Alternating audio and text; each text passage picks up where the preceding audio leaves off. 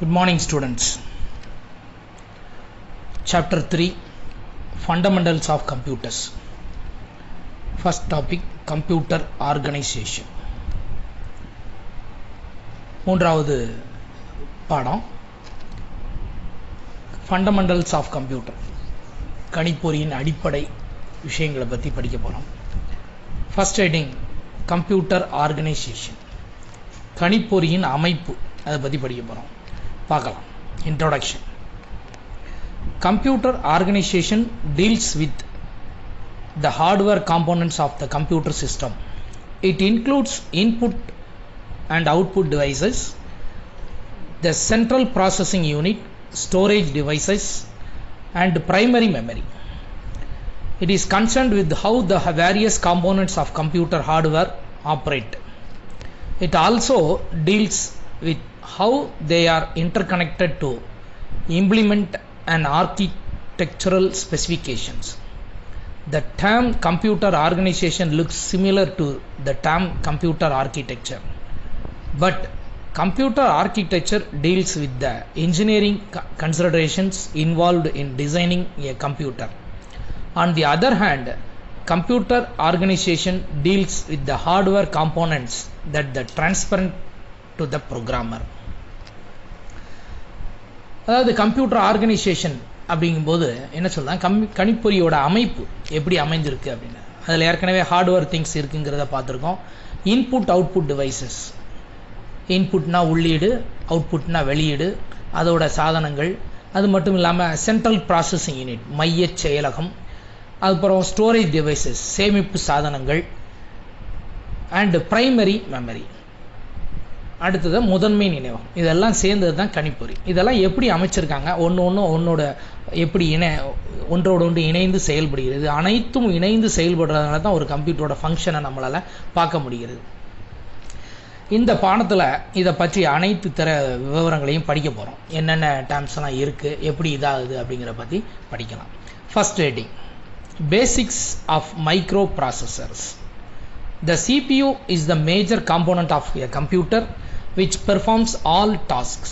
This is realized by the microprocessor, which is an integrated circuit. Microprocessors were first introduced in early 1970s. The first general purpose microprocessor 4004 was developed by Intel England. The microprocessor is the programmable multi-purpose silicon chip. It is driven by clock pulses. It accepts input as a binary data, and after processing it provides the output data as per the instruction stored in a memory. A block diagram of microprocessor based system is shown in figure 3.1. Basics of microprocessor. மைக்ரோப்ராசஸரோட என்ன அடிப்படை என்ன அப்படின்னு பார்க்கலாம். ஒரு கணிப்பொறியோட மிக முக்கியமான பாகம்னு எடுத்துக்கிட்டால் அது CPU தான். அந்த CPU மூலமாக தான் அனைத்து விதமான செயல்பாடுகளும் நடைபெறுகிறது. தமிழில் மைய செயலகம்னு சொல்லுவாங்க. இது மூலமாக இதில் அனைத்து செயல்களும் இங்கே நடைபெறுகிறது. இது இன்டகிரேட்டட் ஒருங்கிணைக்கப்பட்ட ஒரு சுற்றின் மூலமாக நடைபெறுகிறது. இந்த செயலியை கண்ட்ரோல் பண்ண முடியுது. இன்றைக்கி இந்த மைக்ரோ ப்ராசஸர் கண்டுபிடிச்சதுக்கப்புறம் அனைத்து வேலைகளையும் ஒரே ஒரு சின்ன சிப்பில் கொண்டாந்துடுறாங்க. நீங்கள் கூட பார்க்கலாம், மொபைலில் பார்த்தீங்கன்னா மொபைலை பற்றி டிஸ்கிரிப்ஷன் நெட்டில் போய் பார்க்கும்போது மைக்ரோ ப்ராசஸரை பற்றி ஒரு சின்ன படம் போட்டிருப்பாங்க. அது என்னென்ன வேலையெல்லாம் பண்ணுது, அதோட ஸ்பீடு என்ன, அது எவ்வளோ வேலைகள்லாம் செய்யுதுங்கிற டீட்டெயில்ஸ் அதில் ஸ்பெசிஃபிகேஷனில் கொடுத்துருப்பாங்க. அதே மாதிரி கம்ப்யூட்டரில் இந்த மைக்ரோ ப்ராசஸர் வந்ததுக்கப்புறம் வேகமான வளர்ச்சி ஏற்பட்டது. 1970களோட முன்னோடிகளில் தான் இந்த மைக்ரோ ப்ராசஸர் அறிமுகமாச்சு. முதல் மைக்ரோ ப்ராசஸரோட பேர் 4004 4004 என்ற இன்டெல் நிறுவனத்தால் உருவாக்கப்பட்ட முதல் மைக்ரோ ப்ராசஸர் ஆகும். இது ஒரு 1 மார்க் கொஸ்டின், நல்லா பார்த்துங்க. First general purpose microprocessor 4004, இது answer. Developed by Intel England INC கம்பெனியால் உருவாக்கப்பட்டது. அடுத்தது, the microprocessor is a programmable multipurpose silicon chip. நல்லா அந்த வார்த்தையிலேயே விளக்கம் அழகாக கொடுத்துருக்காங்க. மைக்ரோ ப்ராசஸருங்கிறது ப்ரோக்ராம் பண்ணப்பட்ட பல வகையான வேலைகளை செய்யக்கூடிய ஒரு சிலிக்கான் சிப். சிலிக்கான்கிற ஒரு மெட்டீரியல் மூலமாக உருவாக்கப்பட்ட ஒரு சிப்புனா ஒரு சதுரமாக இருக்கக்கூடிய ஒரு இது. அடுத்து வரக்கூடிய படங்களில் சிப்போட இதை பார்க்கலாம். பின்னாடி வரும்போது உங்களுக்கு படங்கள் இருக்குது, அதை பார்த்து காட்டுறேன். இப்போ மைக்ரோ ப்ராசஸர் அந்த சின்ன சிப்பில் எவ்வளவு வேலையெல்லாம் செய்ய முடியுங்கிறத முன்னாடியே செஞ்சு வச்சிடுறாங்க. இது எப்படி இதோட செயல்பாடு நடைபெறும் பார்த்தீங்கன்னா கிளாக்ஸ் பல்சஸ்ங்கிற மெத்தடில் நடைபெறுகிறது. இதோட உருவாக்கம் கிளாக் பல்சஸ் செகண்ட்ஸில் அப்படி கையை சொடக்கூட்டுற நேரத்தில் நடக்கிறோன்னு சொல்கிறோம் பார்த்தீங்களா, சொடக்கூடுற நேரத்தில் செஞ்சுட்டான அந்த மாதிரி இந்த வேலைகள் நடக்குது. இதனால தான் இந்த மைக்ரோ ப்ராசஸர் வந்ததுக்கப்புறம் கம்ப்யூட்டரோட வேகம் கூட ஆரம்பிச்சது. It accepts input as a binary data after processing. It provides a output data as per the instruction stored in the memory. என்ன சொல்கிறாங்க அப்படின்னா, இன்புட்டாக நம்ம தகவல்களை உள்ளே கொடுக்கும்போது அது மைக்ரோ ப்ராசஸரில் போய் ஸ்டோர் ஆகி அது என்ன வேலைகளை செய்யணும்னு நினைக்கிறோமோ அந்த வேலைகளை அது செஞ்சு அவுட்புட்டை வெளியிடுகிறது. இதை சிம்பிளாக இந்த படத்தில் பார்த்தா தெரியும். பிளாக் டயக்ராம் பாருங்கள். 3.1 microprocessor base system. Input microprocessor, output, கீழே மெமரி கொடுத்துருக்காங்க. இன்புட்டாக நம்ம கொடுக்குற தகவல்கள் மைக்ரோ ப்ராசஸர் உள்ளே போய் என்ன வேலை செய்யணுமோ அதை செஞ்சு அதோட முடிவுகளை ஸ்டோர் பண்ணிவிட்டு மறுபடி அவுட்புட்டில் வெளியிடுகிறது. இது சிம்பிளாக புரிகிறதுக்காக வைக்கப்பட்ட ஒரு பிளாக் டயக்ராம்னு சொல்லுவாங்க. The microprocessor is made up of 3 main units. இந்த மைக்ரோ ப்ராசஸரில் முக்கியமான ஒரு 3 பாகங்கள், மெயின் பாகங்கள் உள்ளன. அது என்ன அப்படிங்கிறத பற்றி இந்த தலைப்பில் பார்க்கலாம். 1 arithmetic and logic unit, second one control unit, third one registers. Arithmetic and logic unit, short form ALU, to perform arithmetic and logical instructions based on the computer instruction. Arithmetic அப்படினாலே எண் கணித செயல்பாடு, அதாவது கூட்டல், கழித்தல், பெருக்கல், வகுத்தல் போன்ற கணக்கீடுகள் செய்யும். And logical unit, logical operations அப்படிங்கும்போது ஒரு முடிவு எடுக்கக்கூடியது. ட்ரூ ஆர் ஃபால்ஸ் நம்ம படிச்சிருப்போம் கணக்குகளில். ட்ரூவாக இருந்தால் இந்த கண்டிஷன் எக்ஸிக்யூட் ஆகணும், ஃபால்ஸாக இருந்தால் இந்த கண்டிஷன் எக்ஸிக்யூட் ஆகணும் அப்படின்னு நம்ம கொடுத்துருப்போம். அந்த மாதிரி முடிவு எடுக்கக்கூடிய செயல்பாடுகளுக்கு லாஜிக்கல் ஆப்ரேஷன் அப்படின்னு சொல்லுவாங்க. அதான் அழகாக கொடுத்துருக்காங்க. To perform arithmetical and logical instructions based on computer instruction.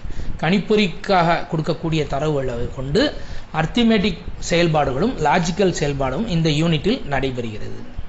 அடுத்தது control unit. To control the overall operations of the computer through signals. கட்டுப்பாட்டகம் அப்படின்னு சொல்லலாம், இல்லை கட்டுப்பாட்டு நினைவகம்னு கூட சொல்லலாம். இது என்ன பண்ணுதுன்னா, கணிப்பொறி இயங்குவதற்கான சிக்னல்ஸ் ஒரு இடத்துலேருந்து இன்னொரு இடத்துக்கு சமிக்கைகளை அனுப்புறது. சிக்னல்ஸ் ஒரு இடத்துலேருந்து அனுப்பிச்சு ஒவ்வொரு வேலையாக செய்ய சொல்லுது. நம்ம ஆரம்பத்திலே பார்த்தோம், கம்ப்யூட்டர் ரெடி பண்ண உடனே என்ன ஆகும் அப்படின்னா, என் கீபோர்டுக்கு தகவல் போகும். கீபோர்டு ரெடி ஆகிட்டியா, உனக்கு இன்புட் வரப்போகுது, தயாராக இருந்துக்கோ, அந்த கொடுக்குற இன்புட்டை வாங்கி எனக்கு சிபியூக்கு அனுப்பணும் அப்படின்னு சிபியூலேருந்து ஒரு சிக்னல் செய்தி போய் அங்கே அலர்ட் பண்ணும். உடனே கம்ப்யூட்டர் கீபோர்டு லைட்லாம் செக் பண்ணி கரெக்டாக ரெடியாக இருக்கும். அதன் மூலமாக நம்ம என்ன பண்ணுவோம், இன்புட்டை டைப் பண்ண உடனே அது த்ரூ சிக்னல்ஸ் மூலமாக சிபியூவில் உள்ளே போயிட்டு ப்ராசஸ் ஆகி நமக்கு மானிட்டரில் டிஸ்பிளே ஆகுது. இந்த மாதிரி ஒவ்வொரு விஷயங்களும் செயல்பாடு நடைபெறுவதற்கு கண்ட்ரோல் பண்ணுறதுக்குன்னு ஒரு யூனிட் இருக்குது. அதுக்கு பேர் தான் கண்ட்ரோல் யூனிட். அடுத்தது தேர்ட் ஒன் ரெஜிஸ்டர்ஸ். ப்ராக்கெட்டில் இன்டர்னல் மெமரின்னு கொடுத்துருக்காங்க. அதாவது உள் நினைவகம்னு அர்த்தம். நம்ம ஸ்கூலில் பார்க்கலாம், டெய்லி அட்டண்டன்ஸ் எடுத்தோன்னே ரெஜிஸ்டர் எடுத்துகிட்டு வாங்கன்னு சொல்கிறோம். அது என்ன அர்த்தம்? பதிவகம். இன்று யாரெல்லாம் வந்திருக்காங்க வகுப்புக்கு அப்படின்னு வருகை பதிவேட பண்ணி வைக்கிறோம். இந்த ரெக்கார்டு கண்டினியூஸாக இருந்துட்டு ஒவ்வொரு மாதமாக முடிய எல்லாம் சேர்த்து மொத்தமாக ஒரு ஆண்டு முடிஞ்சோன்னா அதை என்ன பண்ணுவாங்க, பைண்ட் பண்ணி பத்திரமா எடுத்து வச்சுருப்பாங்க. எத்தனை ஆண்டு கழிச்சு வந்து பார்த்தாலும் அந்த நினைவகம் அந்த பதிவேடில் என்னைக்கு நம்ம பள்ளிக்கூடத்துக்கு வந்தோம், எத்தனை நாள் வந்திருக்கோங்கிற டீட்டெயில்ஸ் தெரிஞ்சுப்போம். என்னைக்கெல்லாம் பள்ளிக்கூடம் லீவு, என்னைக்கு தேர்வு நடந்துச்சுங்கிற விவரங்களும் அதில் குறிப்பிட்டிருப்பாங்க. அதே மாதிரி கம்ப்யூட்டரில் உள்ள உள் நினைவகம், அதாவது சிபிக்குள்ளே இருக்கக்கூடிய நினைவகம், they are used to hold the instruction and data for the execution of the processor. இதில் என்ன பண்ணுது அப்படின்னா, செயல்பாடு நடைபெறுவதற்கான தரவுகள் மற்றும் கட்டளைகள் மட்டும் சேமித்து வச்சுருப்பாங்க. நல்லா கவனிக்கணும். மெமரி வேற, இது ரெஜிஸ்டர்ஸ். இதில் என்ன நடக்குது அப்படின்னா, கம்ப்யூட்டருக்கு தேவையான செயல்பாடுகளுக்கான தரவுகள் அண்ட் இன்ஸ்ட்ரக்ஷன்ஸ் கட்டளைகளை இது சேமித்து வைத்திருக்கும். அடுத்தது, the microprocessor is able to communicate with the memory units and the input output devices is in figure 3.2. The system bus is the bunch of wires which is the collection of address bus, data bus and control bus that serves as communication channels between the microprocessor and other devices. இதில் ஒரு முக்கியமான பாயிண்ட்டை கவனிச்சிங்கன்னா தெரியும். இந்த படத்தில் காமிச்சிருக்காங்க microprocessor எப்படி கம்யூனிகேட் பண்ணுது ஒவ்வொரு இடத்துலேருந்து இன்னொரு இடத்துக்கு அப்படின்ட்டு. இதில் வெறும் பிளாக் டயக்ராமாக கொடுத்துருக்காங்க. அதில் நம்ம முக்கியமாக பார்க்கணுது சிஸ்டம் பஸ். பஸ் அப்படிங்கிறதுக்கு என்ன அர்த்தம் அப்படின்னா பஞ்ச் ஆஃப் வயர்ஸ். ஒரு உங்களுக்கு புரிகிற மாதிரி சொல்கிறாருந்தா, சாதாரணமாக நம்ம வீடுகளில் வயரிங் பண்ணும்போது ஒரு வயரு 2 வயர் போகும், கருப்பும் சிகப்பும் போகும். ரெட்டில் பாசிட்டிவ்னு எடுத்துருப்பாங்க, பிளாக்கை வந்து நெகட்டிவ்னு வச்சுருப்பாங்க. அந்த ஒரு சிகப்பு ஒயரை சீவுனா, அந்த மேலே உள்ள உரையை சீவுனா உள்ள புதிய கம்பிகளாக ஒரு 7-8 கம்பிகள் இருக்கும். இதெல்லாம் செட்டாக சேர்ந்து தான் அந்த வயர்னு நம்ம சொல்கிறோம். இதே மாதிரி கம்ப்யூட்டரில் பஞ்ச் ஆஃப் வயர்ஸ், புதிய வயர், இதை விட நுணுக்கமான வயர்ஸாக சேர்ந்து ஒரே பஞ்சில் செஞ்சுருப்பாங்க, ஒரு இதுக்குள்ளேயே சேர்த்து வச்சுருப்பாங்க. அதுக்கு பேர் technical word bus, system bus. The system bus is a bunch of wires, வயர்களின் மொத்த தொகுப்பு, which is the collection of, அதில் என்னெல்லாம் இருக்குங்கிற பாரு, 1 address bus, data bus and control bus that serves as communication channels between microprocessor and other devices. மைக்ரோப்ராசஸர்லேருந்து தகவலை எடுத்து கொண்டு போய் சொல்கிறதுக்கும், தரவுகளை ஒரு இடத்துல இன்னொரு இடத்துக்கு கொண்டு வந்து சேர்க்கறதுக்கும், கண்ட்ரோல் கட்டுப்பாடுகளை தனியாக அனுப்புறதுக்கும் இதில் வயர்ஸ் இருக்குது. இந்த எல்லாம் சேர்ந்து ஒரே செட்டாக இருக்குது. அதுக்கு பேர் தான் சிஸ்டம் பஸ் என்று அழைக்கிறார்கள். அடுத்தது பார்த்தோம்னா characteristics of microprocessor. Characteristics of microprocessor. Characteristics அப்படிங்கிற வார்த்தைக்கு அர்த்தம் தெரியும்னு நினைக்கிறேன். கேரக்டரிஸ்டிக்ஸ் அப்படின்னா என்ன அர்த்தம்? அதோட மைக்ரோ ப்ராசஸோட குணாதிசயங்கள் அப்படின்னு சொல்லலாம். குணாதிசயங்கள். இந்த குணாதிசயங்கள் இதில் என்னெல்லாம் இருக்கு அப்படின்னு பார்த்தோம்னா, microprocessor performs depends on the following characteristics: A. clock speed, B. instruction set, third word size. இந்த 3 குணாதிசயங்கள் அல்லது பண்பியல்புகள்னு சொல்லலாம். இதை அடிப்படையாக கொண்டு தான் மைக்ரோப்ராசஸர் உருவாக்கப்படுகிறது. என்ன அப்படிங்கிறத பற்றி பார்க்கலாம். ஃபர்ஸ்ட் வந்து கிளாக் ஸ்பீடு. கிளாக் ஸ்பீடு அப்படின்னா கடிகார வேகம் அப்படின்னு நம்ம சொல்லலாம். தமிழில் கடிகார வேகம், அதாவது ஒவ்வொரு நுண் செயலிலும் அதோட கிளாக் ஸ்பீடை பொறுத்து செயல்பாடுகள் நடைபெறுகிறது. Every micro processor has an internal clock that regulates the speed at which it executes instructions. The speed at which the microprocessor executes instruction is called the clock speed. Clock speed is measured in MHz, that is called megahertz, or in GHz, gigahertz. இதோட சுருக்கம் தான் GHz அப்படின்னு கொடுத்துருக்காங்க. Clock speed அப்படின்போது ஒவ்வொரு micro ப்ராசஸ்க்குள்ளேயும் ஒரு கடிகாரம் இருக்குது. அந்த கடிகாரம் என்ன பண்ணுதுன்னா, ஒவ்வொரு கட்டளைகள், இன்ஸ்ட்ரக்ஷன் சொல்றக்கூடிய கட்டளைகளை நிறைவேற்றதுக்கான டைமை சேர்ந்து செட் பண்ணி வச்சிருக்காங்க.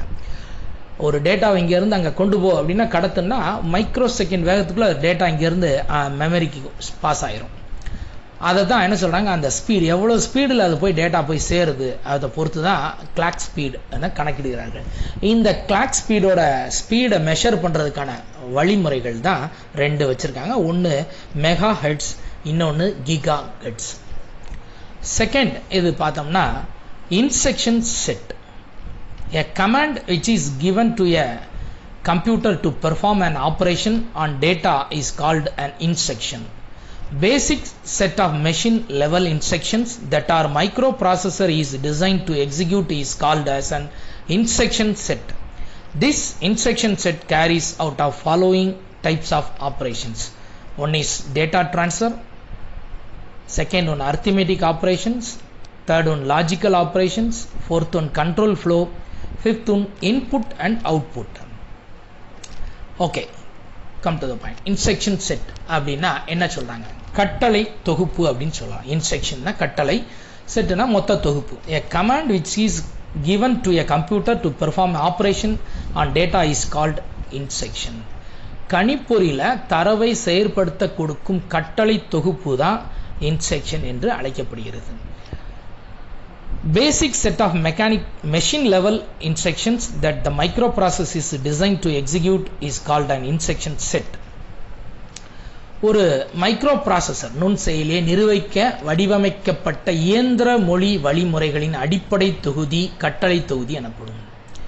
அதாவது மைக்ரோ ப்ராசஸரை நிர்வாகம் பண்ண ரிமோட் கண்ட்ரோல் மாதிரி வச்சு ஆப்ரேட் பண்ணுறதுக்கு ஒரு இயந்திர மெக்கானிக்கல் பார்ட்ஸ் உருவாக்கியிருப்பாங்க பார்த்தியா, அதோட மொத்த செட்டு. அதில் தான் என்ன பண்ணிங்க, இன்ஸ்ட்ரக்ஷன்ஸை வரிசையாக ஃபீட் பண்ணி வச்சுருப்பாங்க. அதுக்கு பேர் தான் இன்ஸ்ட்ரக்ஷன் செட் என்று அழைக்கப்படுகிறது.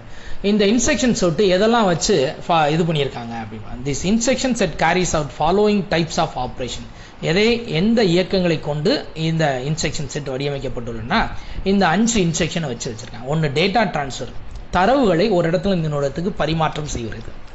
அடுத்தது அர்த்திமேட்டிக் ஆப்ரேஷன்ஸ், ஏற்கனவே சொன்ன மாதிரி அர்த்திமேட்டிக் எண் கணித செயல்பாடுகள், கூட்டல், கழித்தல், பெருக்கல், வகுத்தல், அந்த மாதிரி கணக்கீடுகள் செஞ்சு விடைகளை ஒரு இடத்துல இன்னொரு இடத்துக்கு அனுப்புறது.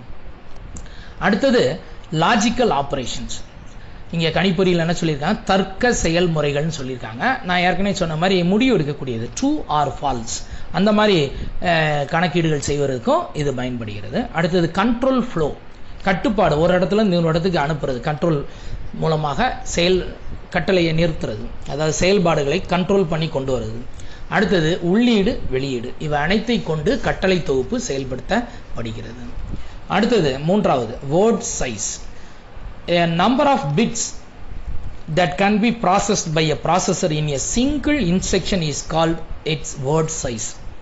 Word size determines the amount of RAM that can be accessed by a microprocessor at one time and the total number of pins on the microprocessor.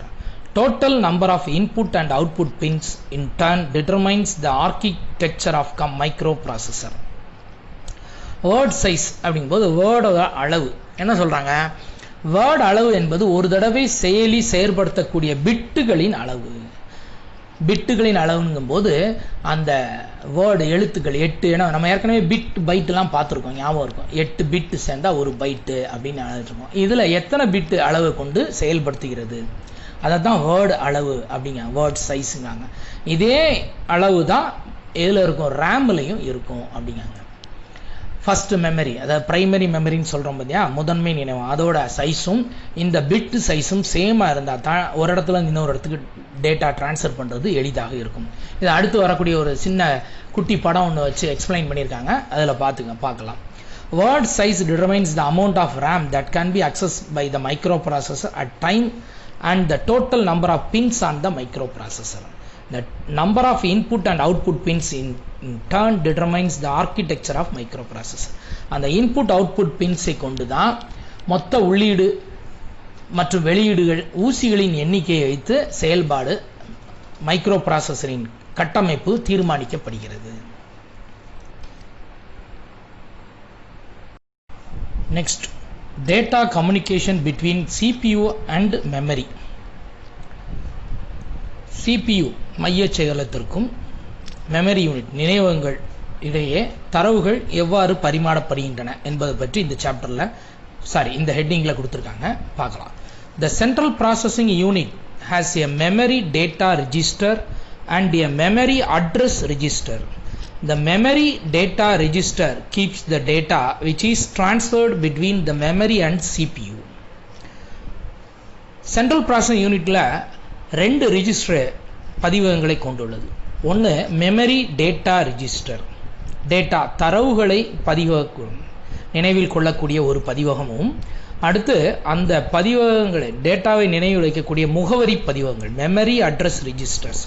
முகவரி ஒவ்வொரு வீட்டுக்கும் எப்படி அட்ரஸ் கொடுத்துருக்காங்க அது மாதிரி கம்ப்யூட்டரில் ஹார்ட் டிஸ்கில் இல்லை பதிவகங்களில் ரெஜிஸ்டர்ஸில் மெமரி எங்கே உண்டு டேட்டாவை ஸ்டோர் பண்ணியிருக்காங்க ஒவ்வொரு நம்பர் கொடுத்துருப்பாங்க.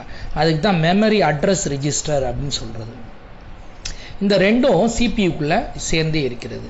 The memory data register keeps the data which is transferred between the memory and CPU. என்ன பண்ணுது அப்படின்னா இந்த மெமரி டேட்டா ரெஜிஸ்டர் டேட்டாவை மெமரி யூனிட்டுக்கும் சிபியூக்கும் இடையே டிரான்ஸ்ஃபர் செய்யும் பணியை செய்கிறது. The program counter is the special register in the CPU which always keeps the addresses of the next instruction to be executed. The arithmetic and logic unit of CPU places the addresses of memory to be fetched into the memory address registers. Program counter அப்படிங்கிறது ஒரு special register சிபியூக்குள்ள இருக்கக்கூடியது. இது என்ன பண்ணுது அப்படின்னு பார்த்தோம்னா நம்ம சிபியூவில் நடக்கக்கூடிய ஒவ்வொரு வேலைகளுக்கும் அடுத்தடுத்த தகவல்களை பரிமாறுறதுக்கு வரிசைக்கிரமமாக இருக்கக்கூடியது. ப்ரோக்ராம் செயல்பாடு கவுண்டர்னா 1 by 1 அனுப்பிக்கிட்டே இருக்குது.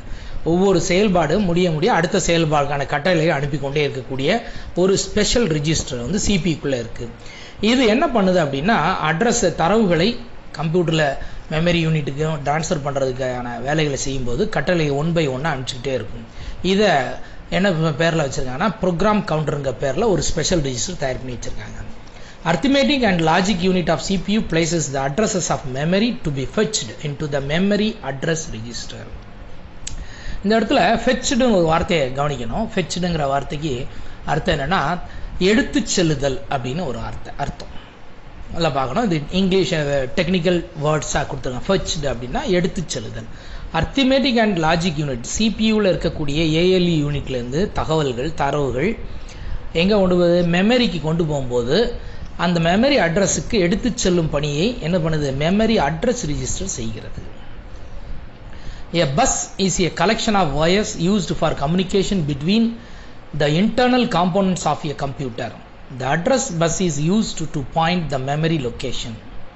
ஏற்கனவே நான் பஸ்ஸை பற்றி சொல்லியிருக்கேன். பஸ்ஸுனா என்ன கலெக்ஷன் ஆஃப் வயர்ஸ் பிட்வீன் ஒரு இடத்துலேருந்து இன்னொரு இடத்துக்கு கொண்டு போகிறது. இங்கே என்ன சொல்லியிருக்காங்க பார்த்தீங்கன்னா அழகாக சொல்லிங்க. Bus is the collection of wires used for communication between the internal components of the computer. கணிப்பொறியின் உள்ளமைந்த பாகங்களுக்கிடையே தரவுகளை இன்ஸ்ட்ரக்ஷன் அண்டு கம்யூனிகேஷன் செயல்பாடுகளை எடுத்து செல்லும் வேலையை யார் செய்கிறான்னா இந்த பஸ் செய்கிறது. The address bus is used to point a memory location. address busங்கிறது என்ன அர்த்தம் அப்படின்னா முகவரியை குறிக்கிறதுன்னு சொல்கிற மாதிரி இந்த அட்ரஸ் பஸ்ஸு மெமரி லொக்கேஷனில் ஒவ்வொரு பாயிண்ட்டையும் குறிக்கிறதுக்கு பயன்படுகிறது. அடுத்தது a decoder is a digital circuit is used to point the specific memory location where the word can be located. decoderங்க ஒரு செயல்பாடு டிஜிட்டல் சர்க்கியூட்டாக இங்கே டிசைன் பண்ணியிருக்காங்க. அந்த சர்க்கியூட் என்ன பண்ணுது அப்படின்னா ஸ்பெசிஃபிக் மெமரி லொக்கேஷன் இந்த வேர்ட் கேன் பி லொக்கேட்டட் வார்த்தைகளை கொண்டு எந்த இடத்துல கொண்டு வைக்கிறோம் அப்படிங்கிறத கண்டுபிடிக்கக்கூடிய ஒரு சாதனமாக பயன்படுகிறது. The address register is connected with the address bus which provides the addresses of the instruction. A data bus is used to transfer data between the memory and the CPU. Address bus எப்படி அட்ரஸை ஒரு இடத்துலேருந்து இன்னொரு இடத்துக்கு கொண்டு போகிறதுக்கான இன்ஸ்ட்ரக்ஷனை கொண்டுள்ளதோ அதேமாதிரி data bus என்ன பண்ணுதுன்னா தரவுகளை மெமரிக்கும் சிபியூக்கும் டிரான்ஸ்ஃபர் செய்யும் பணியை செய்கிறது. The data bus is bidirectional and the address bus is unidirectional. Data bus இது ஒரு 1 மார்க் கொஸ்டின் கவனமாக பார்த்துக்கணும். டேட்டா பஸ் பை டைரக்ஷனல்னா இருவழிப்பாதை ஒரு இதில் ஒரே வழியில் என்ன செய்யும் செயல்பாடு போகவும் செய்யும் வரவும் செய்யும். அதான் பை டைரக்ஷனல் அப்படிமா இரு வழிப்பாதையாக இருக்கிறது. அட்ரஸ் பஸ்ங்கிறது யூனிட் டைரக்ஷன் ஒரு வழிப்பாதை. இதை கவனமாக குறித்து வச்சுங்க. 1 வேர்ட் கொஸ்டினில் கேட்பாங்க. Data bus is bidirectional bus and address bus is unidirectional bus. And the control bus controls both the read and write operation. Control bus மூலம் என்ன வருது ரீடிங் ஆப்ரேஷனும் ரைட் பண்ணுற ஆப்ரேஷனும் சேர்ந்து நடைபெறுகிறது. The read operation fetches data from memory to transfer to MDR. The read operation fetches read operation என்ன பண்ணுது தரவுகளை டேட்டாவை மெமரிக்கு அண்ட் மெமரி ரிஜிஸ்டருக்கும் டிரான்ஸ்ஃபர் செய்யும் வேலையை செய்கிறது எடுத்து செல்லும் வேலையை செய்கிறதுங்க அப்படின்னு. A single control line performs 2 operations like read and write using 1 or 0. ஒரே ஒரு லைன் மூலமாக ஒரு கோடு மூலமாக இரு பணிகள் ரீட் பண்ணுற வேலையும் ரைட் பண்ணுற வேலையும் செய்கிறாங்க.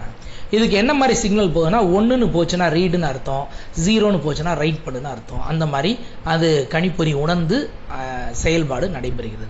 Also the right operation transfers data from MTR to memory. நல்லா பார்க்கணும், ரீட் ஆப்ரேஷன் எங்கேருந்து போகுது, மெமரியிலிருந்து மெமரி டேட்டா ரெஜிஸ்டருக்கு ட்ரான்ஸ்ஃபர் பண்ணுது. ரைட் ஆப்ரேஷன் மெமரி டேட்டா ரெஜிஸ்டர்லேருந்து மெமரிக்கு கொண்டு போகிறது. இதை கொஞ்சம் கவனமாக பார்த்துக்கணும். இந்த organisation is shown in figure 3.3. இந்த 3.3 டயக்ராம் பார்த்தீங்கன்னா அழகாக தெரியும். அட்ரஸ் பஸ் மேலே ஒரு ரெட் லைன் கொடுத்துருக்காங்க, அட்ரஸ் அதோட அட்ரஸ் எங்கெல்லாம் இருக்குங்கிறத கொண்டு போகிறாங்க. கீழே டேட்டா பஸ் ப்ளூ கலரில் டிசைன் பண்ணியிருக்காங்க. லெஃப்ட் ஹேண்ட் சைடில் இருக்கிறது வந்து எம்ஏஆர் சிபியூக்குள்ளே இருக்கக்கூடிய மெமரி அட்ரஸ் ரிஜிஸ்டர், எம்டிஆருங்கிறது மெமரி டேட்டா ரெஜிஸ்டர். அங்கேருந்து கண்ட்ரோல் யூனிட் மூலமாக சிக்னல் கிராஸ் ஆகி ரீட் பண்ணுறதா ரைட் பண்ணுறதாங்கிறத எடுத்து கொண்டு போய் எங்கே கொண்டு வைக்கிறது, மெமரி ரேமில் கொண்டு போய் செயல்பாடு நடைபெற காமிச்சிருக்காங்க. அடுத்தது, the word in the RAM has the same size as memory data register. நல்லா பாருங்க, the word in the RAM has the same size number of bits as the memory data register.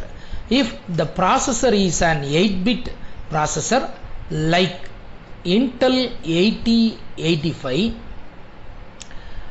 its MDR and the word in the RAM both have 8 bits. ஏற்கனவே நான் சொன்ன மாதிரி ரேமோட ஸ்பீடும் வேர்டோட ரேமோட அளவும் வேர்டோட size அளவும் ஒன்று போல இருக்கணும். இதுவும் 8 பிட்டு அதுவும் 8 பிட்டுங்கும் போது எளிதாக ஒரு இடத்துலேருந்து இன்னொரு இடத்துக்கு தரவுகளை பரிமாற்றம் செய்ய பயன்படுகிறது.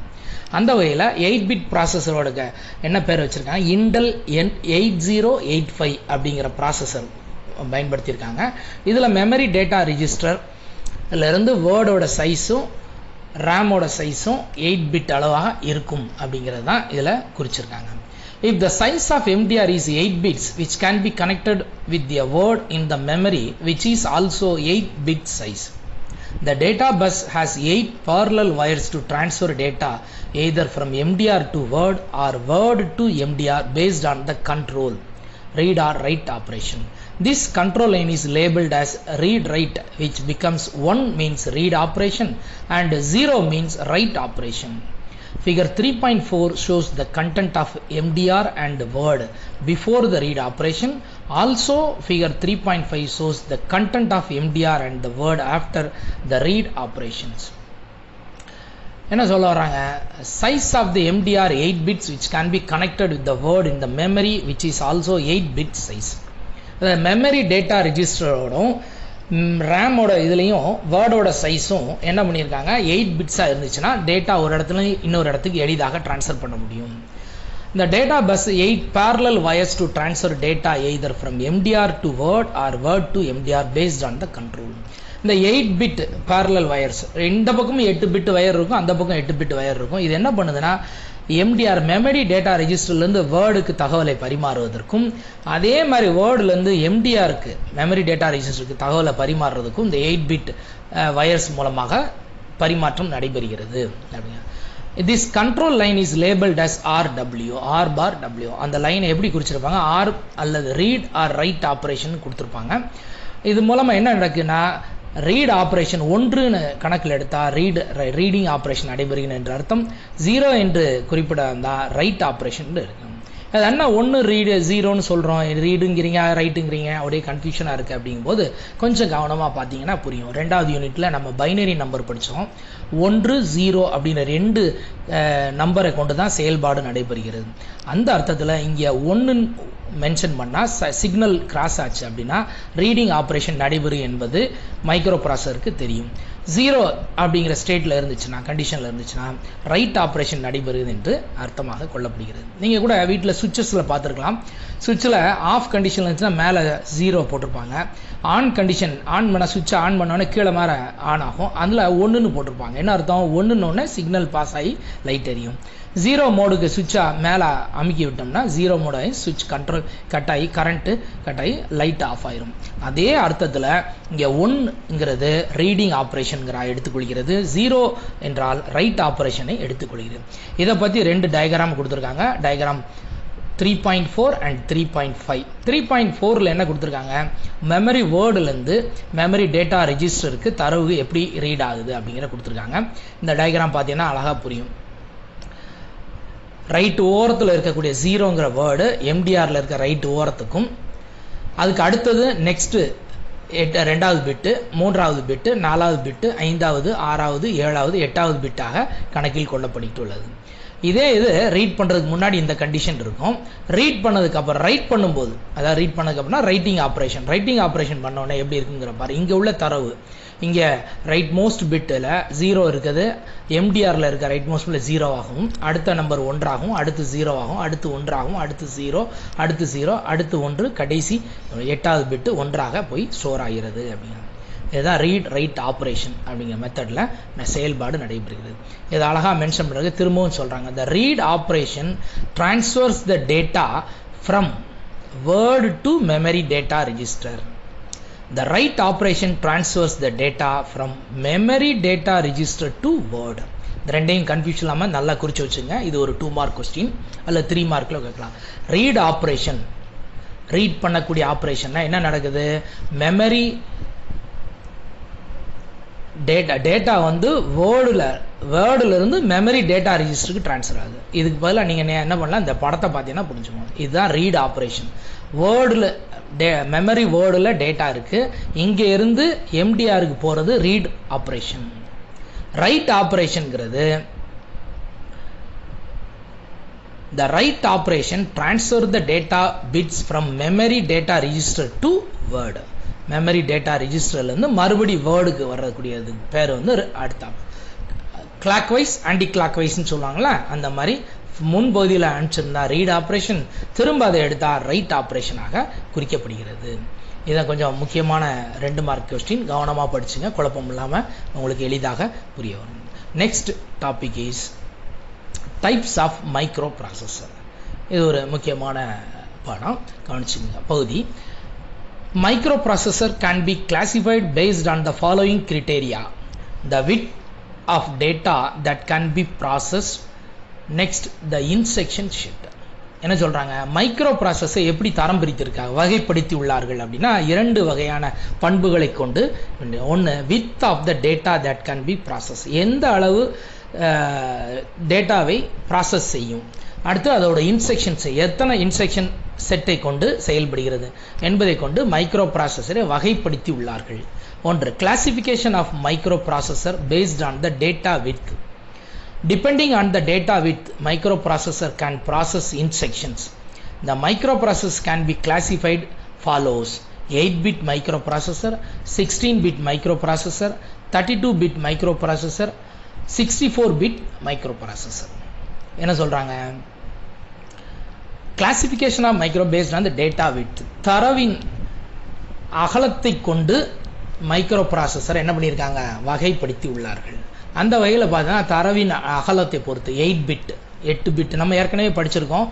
8 பிட் 4 பிட்டுக்கு நிப்பிள், 8 பிட்டுக்கு 1 பைட்டுன்னு படித்தோம் பார்த்தியா, அந்த மாதிரி 8 பிட் மைக்ரோ ப்ராசஸர், 16 பிட் 16 பிட்டு, அடுத்து 32 பிட்டு, அடுத்து 64 பிட்டு அப்படிங்கிற ப்ராசஸர் வந்திருக்கு. என்ன அர்த்தம், 8 பிட் மைக்ரோ ப்ராசஸர்னா ஒரு நேரத்தில் 8 டேட்டாவை ஒரு இடத்துலேருந்து இன்னொரு இடத்துக்கு கிராஸ் பண்ணணும். அதே இது 16 பிட்டு மைக்ரோ ப்ராசஸர் இருந்தால் 2 8ஆக பிரித்து செயல்பாடு நடைபெறுது. 32ங்கும் போது 4 8 பிட்டுகளாக பிரித்து செயல்பாடு. அப்போ 8 விட 16 வேகமாக இருக்கும், 16 பிட்டை விட 32 பிட்டு வேகமாக இருக்கும். 64 பிட்டு எல்லாத்தையும் விட அதிக ஸ்பீடில் டேட்டா ஒரு இடத்துலேருந்து இன்னொரு இடத்துக்கு டிரான்ஸ்ஃபர் ஆகும். இதை வைத்து மைக்ரோ ப்ராசஸரை வகைப்படுத்தி உள்ளார்கள். அடுத்தது classification of microprocessor based on instruction set. Instruction செட்டை கொண்டு எவ்வாறு தரப்படுத்திருக்காங்க, கட்டளை தொகுதியின் அடிப்படையில் மைக்ரோ ப்ராசஸரை வகைப்படுத்தி உள்ளார்கள். The size of the instruction set is another important consideration while categorizing microprocessor. Initially, microprocessors had very small instruction set because complex hardware was expensive as well as difficult to build. As technology had developed to overcome these issues, more and more complex instructions were added to increase the functionality functionality of microprocessor. Let us learn more about the two types of microprocessor based on their instruction sets. அதாவது கட்டளை தொகுப்பை கொண்டு micro ப்ராசஸரை வகைப்படுத்தியுள்ளார்கள். என்ன இது அப்படின்னு சொல்கிறாங்கன்னா, கட்டளை தொகுப்பின் அளவை கொண்டு என்ன பண்ணுறாங்க, மைக்ரோ ப்ராசஸர் தரம் பிரித்துள்ளார்கள். வெரி ஸ்மால் இன்ஸ்ட்ரக்ஷன், ரொம்ப சின்ன அளவு கொண்டு இது பண்ணும்போது என்ன ஆகும்னா, அந்த ஹார்ட்வேர் சப்போர்ட் பண்ணுறதுக்கு கொஞ்சம் கஷ்டமாக இருந்துச்சு. ஆரம்பத்தில் வரக்கூடிய மைக்ரோ ப்ராசஸர்லாம் ஸ்பீடு கம்மியாக இருந்துச்சு, அதுக்கு ஹார்ட்வேர் சப்போர்ட் பண்ணுச்சு. அதுக்கப்புறம் ஹார்ட்வேரோட அளவுகள் கூட கூட மைக்ரோ ப்ராசஸரோட இது வந்து கஷ்டமாக இருந்துச்சு செயல்பாடு.